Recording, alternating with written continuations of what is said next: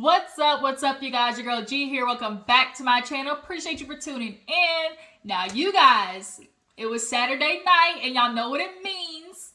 We have Love and Marriage Huntsville, Love and Marriage DC, and the Nightcap. Right now, we are going to go ahead and get into Love and Marriage Huntsville because we had the showdowns of all showdowns between Tisha, Marsaue, and KeKe. Low-key, it really was a showdown underneath it all between KeKe and Marsaue. Basically, who gonna drop this first? Who's gonna spill the tea first? Y'all, that's basically what it was. But ultimately, we had a ceasefire. We had a wave of the white flag because neither of them, they wanted to get started, but not really. But KeKe, you definitely got the thing moving. Okay, that get ratchet, that get hood. That I'ma come in, get up and leave type, bloodline. That's all up and through that side of the family. But yeah, you guys, this definitely was a good episode, so we're going to go ahead and get into it. I apologize, if my voice is coming off a little raspy. Y'all know I'm still recovering. I had a sore throat. I was hoping, like I said, I wasn't getting laryngitis again, but I was going to rest my voice, but I could not just not talk about Love and Marriage Huntsville. We can't do that, So let's go ahead and get into the episode, you guys. So we open up, picking up where we left off, which is everybody sitting down at the table, and KeKe walks in with her man and, sits down. And, they do the real Southern, hi, hey, girl, you look cute, hi, everybody, the typical, hey, bless your heart type stuff. And real fast, it's like, okay, let's quit with the fakery. Let's quit with the foolery. What is it? KeKe was like, girl, hey, Tisha, I called you. Oh, you did? She was like, yeah, I called you. Oh, I didn't know that. She was like, I didn't see it. She was like, well, I know I called you. And she was like, how you know that? She was like, because I know I called you. And so she was like, okay, well, it don't matter no way because I'm not even talking to you right now. And so I was like, oh, here we go. As soon as she said that, I was like, literally, Tisha, she just pushed over the first domino, and now here go the domino effect. Because as soon as she said that, I'm not even talking to you anyway. I was like, oh, okay, let me get seated. Okay. So the KeKe was like, well, why is that? And she was like, because, I'm not liking the way that you acting right now. I can't talk to nobody who's really gonna, do some stuff to me like you did. And so she was like, oh, really? Like, what did I do? She's like, girl, don't play. Like, you know what you did. You know what you did. Going over there with the Holtz, talking, smack about me and my family, with Melody. Like, don't come over here with the bush, And so KeKe was like, oh, so all of a sudden, now I'm fake. I'm over there rolling with Mel. And she was like, I'm not going to do this with you because you know what you did. You went over to her house. You were talking about me and Marsau. Definitely putting, our business out there. Feeling like you was telling some stuff, spreading lies. And I'm not going to do it with you. I'm not going to do it. Like, I thought we were family. I thought we were better than that. And so now everybody else around the table, everybody just, sitting there looking like this. Like, who going to tell it? Oh my God. So in high school, me and my friends used to do this thing. We used to say this thing, like when shit got, when stuff started getting messy and somebody was trying to spill the tea, we used to joke and be like, well, let you tell it. Like, we just go, well, let you tell it. And so that's what I'm feeling right now with KeKe and Tisha and Marsaue. Ooh, come on now. Let you tell it. Let's tell the business. So, Tisha got up because she's like, I'm not doing this with you. You know what you did. Like, I can't even fuck with you no more. Like, you're my family. You're doing this to me. Like, man, forget you. And so, KeKe, since everybody was still at the table, and Marsaue, she was basically like, oh, because KeKe was like, I'm not going to do this with you. And Tisha, she was like, oh, well, we amongst family. Everybody know what it is. And so KeKe is basically explaining to everybody what happened between her and Tisha. And basically KeKe was putting down like, look, it all started with you. I would never being messy. You spread my business first. And Tisha's like, oh, here we go. You bringing this up again. Like, I thought we resolved this. And this is kind of where KeKe, a lot of people are looking at you a little bit with, I'm looking at you with my good eye because, girl, KeKe, y'all, you admitted that y'all resolved this. You admitted that this was something that happened, 5 years ago or so. and y'all discussed it, sat down, cried, and was over it. And so now you're kind of using this as a scapegoat for why you feel okay going over to Melody's house, low-key jumping in the business of, her and Melody's beef. Now, sorry, y'all. Now, is KeKe helping Mel facilitate in, talking ish about Tisha? Yes and no, because all the things that Mel has said has already been said to Tisha.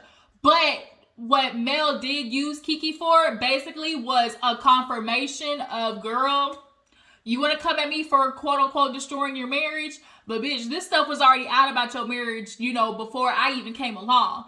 That's what KeKe definitely got used for. It definitely was a confirmation because Mel knew exactly what to ask KeKe at the pajama party. Oh, so these rumors, like, girl, KeKe, what before I even said anything, weren't these rumors going around? And KeKe was like, well, yeah. And so everybody watching the show was like, damn, KeKe, like, girl, you basically got used. And I think KeKe was aware yet unaware of, like, what she was being, or how she was being used. She knew her and Melody were due to talk about Tisha on the show, but I don't think she realized Melody was going to use her in the aspect of confirming that anything that she said had already been talked about before, her and Tisha, ever got into it about her and Marsaue, being an ancient nigga. Like, we already know that Marsaue is out here for these streets because he hang out with Martell. And we know Martell was out here, ripping and running in the streets with Coleslaw, having a baby, terminating multiple pregnancies. And, you had this woman for 5 years, and Marsaue knew about it. Everybody knew about it. So, if we gonna look at Martell, like Miss Wanda said, birds of a feather flock together, point blank period, and especially in the aspect of men. Tisha's now looking at KeKe like, girl, you want to bring up all that old stuff, but you over there with Melly, you talking mess about me. This is so unbelievable. And now she was like, well, you spread my business, and it all started with you. How do I come over for Christmas to know that everybody's been talking about me? That's so messed up. And so one of the sisters was at the table asking, like, well, KeKe, like, if you already talked about, like, what's the issue? Why does it keep coming back up? And she was like, the only reason it keeps coming back up is because she keeps doing things that basically stir it back up. And so it's kind of like, KeKe, I don't know, boo-boo. Like, I don't know if you can use that as an excuse, because at the end of the day, if that was something that you admittedly resolved, like, that's no longer something you could use as, you basically, like I said, using as a scapegoat for why you were over there talking about Tisha and Marsaue to Melody. But at the end of the day, now Marsaue done jumped in because he's like, look, he was like, look, KeKe, to be honest, I'm the one who said it. Bernard was getting on Marsaue's motherfucking nerve this whole episode. He had me dying. Bernard over there talking about, Marsaue started the shit. Shut up, Bernard. When he said that, I hollered. Shut the fuck up, Bernard. And what did Bernard do? Bernard shut the fuck up. The way he said it, he said, oh yeah, so Marsaue the one who started this. Man, shut the fuck up, Bernard. So Bernard, he shut his little, like, teeny meeny pretzel stick looking ass down. And Marsaue basically was like, look, I was the one who told it because we were in a situation with friends, and, we would have been bad, we would have been, basically held accountable for not telling them because it could have affected them. And she was like, no, then he was like, but KeKe, it don't even matter because everybody knew, all of Huntsville knew. And it was like, so what is it? What is it that happened with KeKe that, like, everybody's trying to, like, basically, I don't know, everybody's trying to guess what it was that KeKe did. It's assuming that she got arrested, she was a drug dealer, she might have been a scammer. Like, there's too much insinuations. Everybody's just trying to guess what the hell's in KeKe's past that, like, needed to be told to other people. And then Marsaue came up with the dumbest form of, like, trying to justify himself. Because this is where, like, these Scott brothers, they say stupid shit to try to, like, justify their means. He goes, well, KeKe, first of all, he was all of Huntsville knew. They saw it. So I was like, if they saw it, I'm thinking, did she get arrested in front of everybody? Like, did she have to do the walk of shame, walking out like this, like an episode of Cops, walking outside with them handcuffs on her? Like, I don't know. But he said everybody saw it, so that, or like, did everybody see a wanted poster? Did everybody see her mugshot? Like, what the fuck was it? So he was like, KeKe was like, I don't give a damn what Huntsville thought, they thought they knew about me. I know you know. And basically that's what it was. Like, she knows that they know. And so in the confessional, basically Marsaue and Tisha were like, well, we felt the need to tell our friends because it could affect them. We did, if it was me and I knew my friends doing, they didn't say nothing, like, I would hold them accountable. So now it's just kind of like, what is it that KeKe did that has, them feeling like they owe whoever, an explanation. So now shit starts getting real because now Wanda comes over and she basically was the matriarch of the situation, tell everybody, hey, calm down. Like, we're not gonna do this here at this establishment. They already talked about we from the other side of the tracks, so we're not gonna act like we from the other side of the tracks. And they was acting that way, point blank, period. And so she said, we're not gonna do this. We're gonna act civilized, like civilized people, okay? So they tried to act civilized, but that lasted all of 2 seconds because here when it got started, it just like kept going. So now it's Tisha basically like, no matter what, like she was like, well, KeKe, it's so funny because you were the one who came to me talking about, oh, you better watch out, the Hulks are trying to destroy your marriage. And I said, oh, this is where that lingo came from. The specific phrase of destroy my marriage, I think Tisha got that from KeKe. I really do.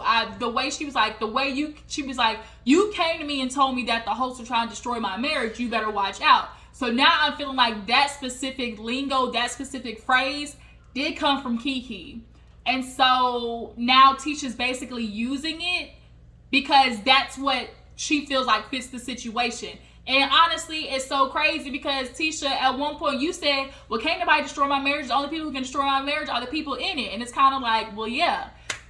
The people who are actually helping facilitate destroying your marriage is the nigga beside you, the one you laying beside. You might want to check him because his big ass back, got pictured. And everybody's looking and can tell, ma'am, that's that nigga Marsau. Like, we can tell. We done watched this man for 4 years on our television. We know that back, that bald ass head and his ears sticking out. We know that's him. But nonetheless, she feels like, then this is where Tisha starts screeching. Her voice is so, like, it's just like, I gotta cover my ears because it's just like nails on a chalkboard. She starts screeching, and you were the one who said that the Holts were coming for me, and how dare you, like, you were my cousin, my friend, we were family. And I was like, oh, like, it's just, I couldn't. So she starts crying, and she gets up, and she was like, that's not what it was, I wasn't the one who started it, and you want to talk about I'm the one who brought it up, that wasn't me. And so she, I'm not the one who brought it up. Everybody was talking about, these allegations with Marsau, because Tisha was like, you brought up the allegations with Marsau. It was you who started it. And she was like, no, it wasn't. She was like, so KeKe was like, that's not true. But if you want to go there, we can go there. We can. And so Tisha was like, go ahead then. And so she was like, all right then, with Marsau, and shit, everybody was looking like, here we go. When she started going with Marsau, the fact that her sisters tapped her on the shoulder, the fact that people were tapping her on, they were like, hey, like, we ain't trying to go that far now. I think everybody was giving her the, all right, you about to step over the line, we at the line, like, bitch, if you step over, ain't no going back.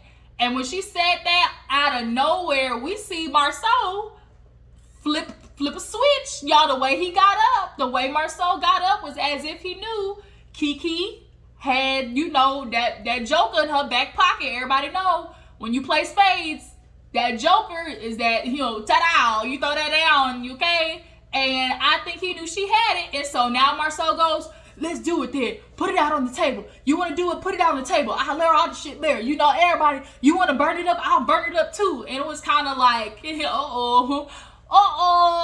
so funny no more, Marsau, is it? You want to play with the public and viewers? always with the jokey and running around town, the words, it ain't so funny no more, is it, huh? So the way he flipped was definitely a teller.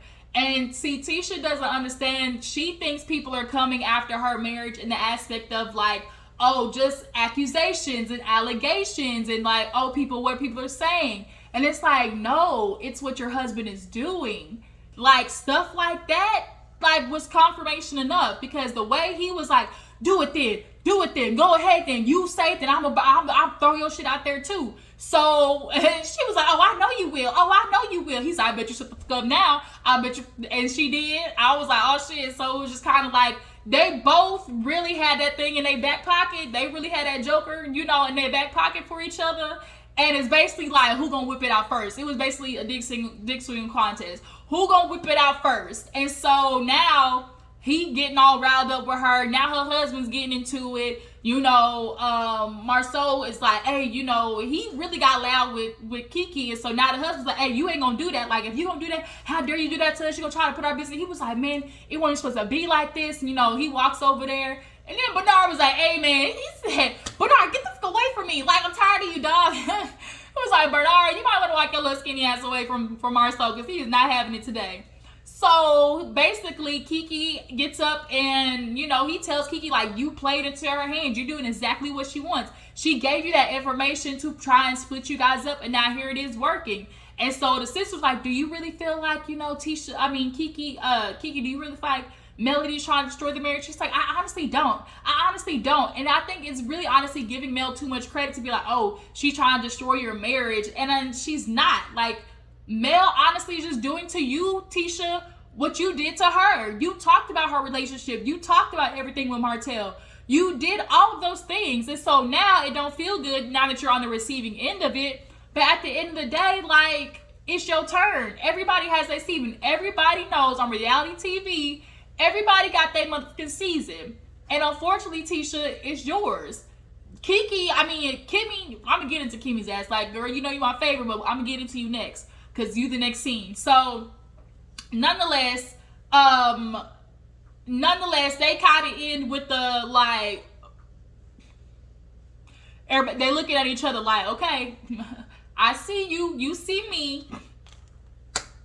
It is what it is. Like, you think I did this? I don't feel like Melody's trying to destroy your marriage. At this point, Tisha's hurt, and, Marsaue basically had to hurry up and, he jumped up, like, okay, hey, you put the gasoline down, you start this little fire, bitch. I'm starting a forest fire. Like, we gonna burn this motherfucker down. We gonna burn it down together, okay? So, moving on to the next scene, we have Kimmi go over there to talk to I talked about 20 minutes on that first scene. It was a lot, y'all. It was a lot, though, on that scene. So, honestly, the rest of the episode was just a little yang. So, Kimmi, she goes over to see Destiny. Destiny's still with this story of, like, oh, she's hurt. Melody, like, befriended her, or, like, doesn't talk to her anymore. She talking about Madani's on the up and up, and I'm kind of like, is it?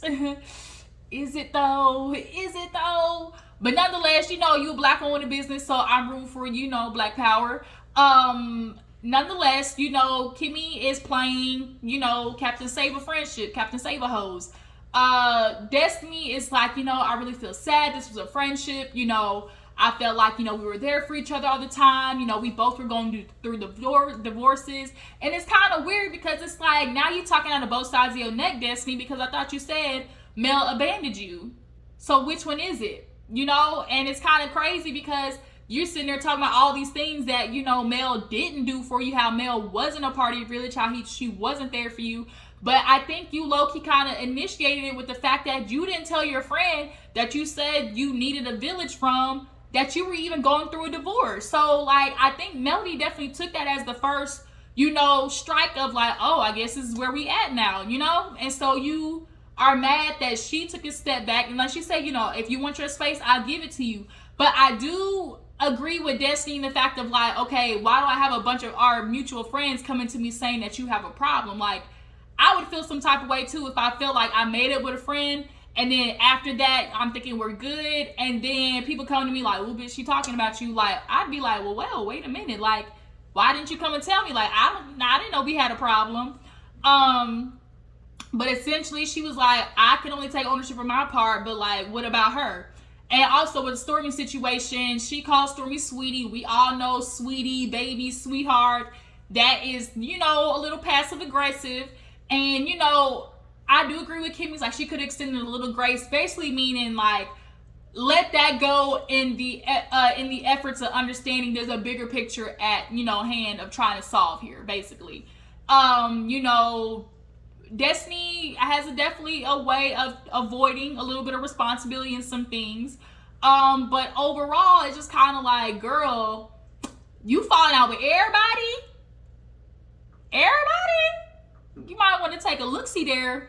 Moving on. So we have the scene with Tiffany and Lewis, of course. Tiffany and Lewis, you know, a moment on the lips is Fab, on the hips Lewis. Tiffany basically comes in and they kind of in this awkward stage of their relationship. He's kind of feeling abandoned. She wants a baby. Girl, I be damned, a baby after you done got your boys, they can eat, feed themselves. That's one thing I tell you, like, having kids, yikes. Nobody wants to admit it, but they are energy suckers, okay? I get it, parents, y'all don't want to admit that your kids are energy suckers, but as somebody who don't have a kid, I say it for you. This shit is hard, okay?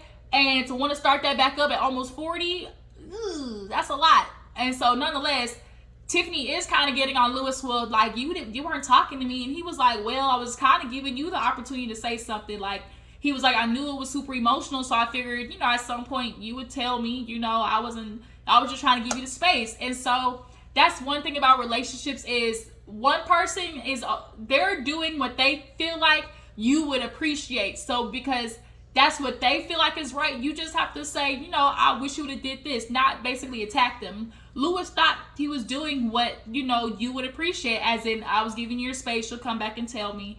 But Tiffany, nonetheless, she explains what happened, you know, all the racist, yada yada. Basically, her mama was part of that team, BBC. I love BBC, okay? The man at the barbershop let everybody know she had a thing for the chocolate, okay? She might have been white, she might have been a, you know, in the famous words of Chris Rock, cracker ass cracker, but she was team nickel. she definitely, you know, she definitely was, she definitely loved her chocolate. Like I said, she was down for the swirl.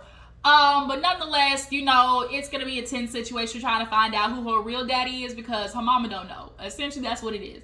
Her mama don't know. She's embarrassed and, you know, she doesn't know how to tell Tiffany that. Basically, we got an episode of Mari, okay? You see that baby, Mari? Look at her eyes, Mari. Look at her nose, Mari. In the case of so-and-so, Tiffany, you are not the father. Just running the back. Here go the cameras. Next scene we have, what else happened? Martell, he goes and meets with his manager, publicist, whatever she is.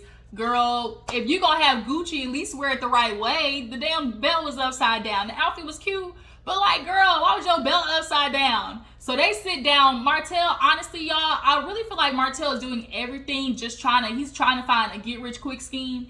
And now you got wine, you got a cookbook, you got a children's book, you got calendars.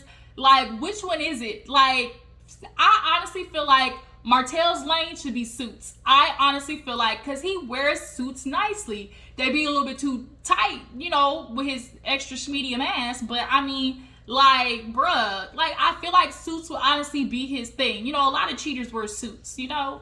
That's their thing. They want to look good, you know, try to throw off the stench of their fuckery. But, sorry, you can't hide your messed ups when ding dong, baby. When the baby come knocking on the door. But yeah, she basically lets him know they got everything set up in Atlanta. He trying to set them niggas up. He trying to set all his friends up to be in the same lane as him. And y'all better catch on. He's gonna have the wine, the women, you know, real grown and sexy, you know, all that type of stuff. Girl, he's talking about getting his builder's license, and she was like, yeah, I need you to get your license so you can build my mansion. He told me, well, I can build it now. She was like, nah. He was like, I'm part of the business. Bruh, go and get your damn license. Quit playing. So moving on, we have a scene with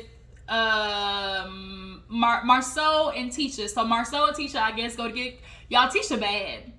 And that's why it's so hard to watch her put up with Marsau stuff, because her outfits, only outfit I do not like is that blonde hair with that orange, dress. It's not cute. But overall, Tisha bad. Like, that outfit was super cute, and it's just like, dang, to watch her put up with Marsau shit like that, like, it is infuriating. But, because she got to be team wife, on her t-shirt.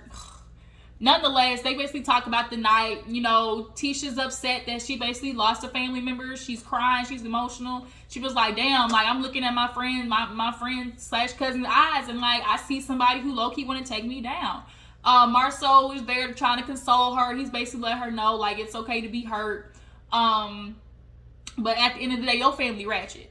They coming for me. You got T-Man talking about, Marsau, what about this? Marsau, what about this? Basically, Marsau and Tisha is the money. They the cash cow, and everybody trying to throw, ideas at them. Which one gonna stick, okay? T-Man, look, bruh, you the idiot that decided you was gonna get a girl pregnant in the midst of a divorce, okay? So you need to figure out how you gonna make money, not try to leave it up to Tisha and Marsau to be the scapegoat for you avoiding work, okay? Go take your ass out there, go fill out some applications, and start making you some money. At the end of the day, bruh, niggas, start wearing condoms. Y'all won't have to worry about this. Condoms and vasectomies, point blank period. Oh my gosh, just the ratcheteriness. But nonetheless, Marsau said, I ain't giving your family this damn money. At the end of the day, like, they don't have a plan. The only people who really came with a legitimate plan is, I think he said Jennifer and Tiffany. I think that's what their names were. But, he's like, for once, I agree with Marsau. Like, don't come to me with no scattered ass plan. Like, I need, okay, this is what we're going to do. This is how much it costs. This is the equipment. This, and I agree with that. Because if I'm going to spend my money, I need to know that, damn, I'm going to at least get a return on my money. So, we not getting no old ass truck. We're going to get a new one. But after I see a fail-proof plan.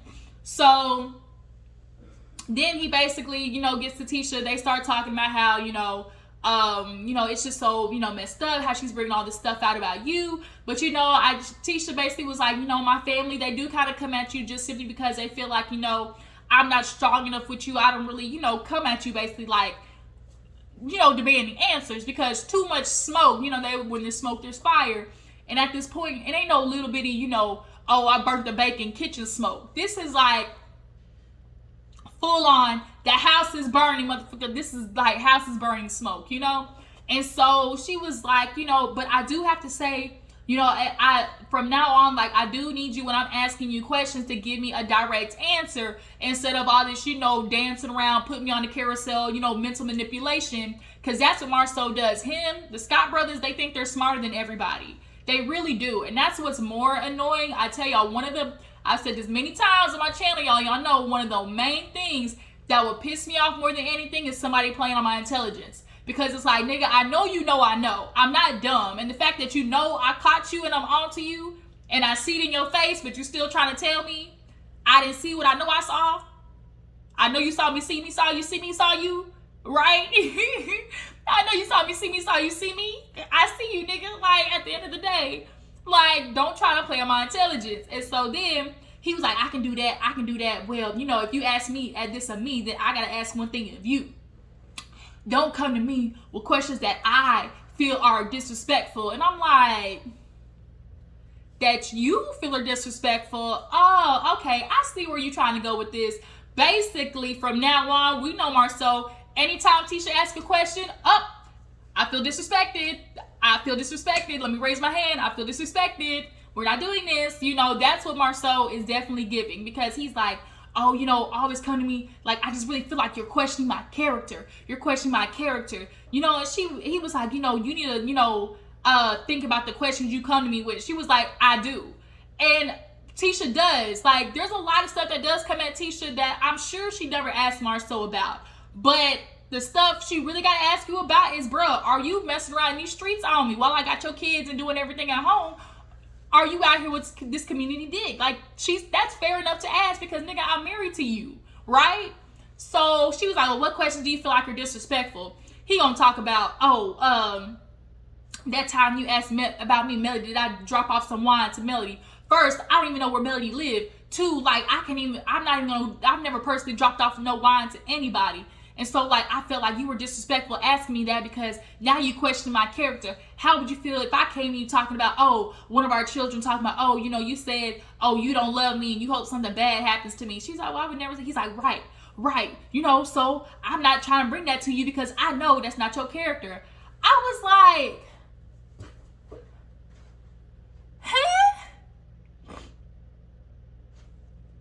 The fuck? Like, I swear these Scott brothers, when they try to make a point, they never make their point. Like, the example that they give doesn't make sense. Like that time Maurice was at the reunion talking about, oh, like, you come to me with questions of something that I know ain't real. Like, I wouldn't come to you talking about, are aliens real? Because I know they're not. And it was like, bruh, come on now. Like, they do that shit and it's like so annoying. Like, it's so annoying. So it's like, first of all, nigga, like, if I'm coming to you, I am going to question your character because at the end of the day, I only know what somebody shows me, period. And what you're showing me may not be the true tea. So if I'm asking you questions about if you out here in these streets,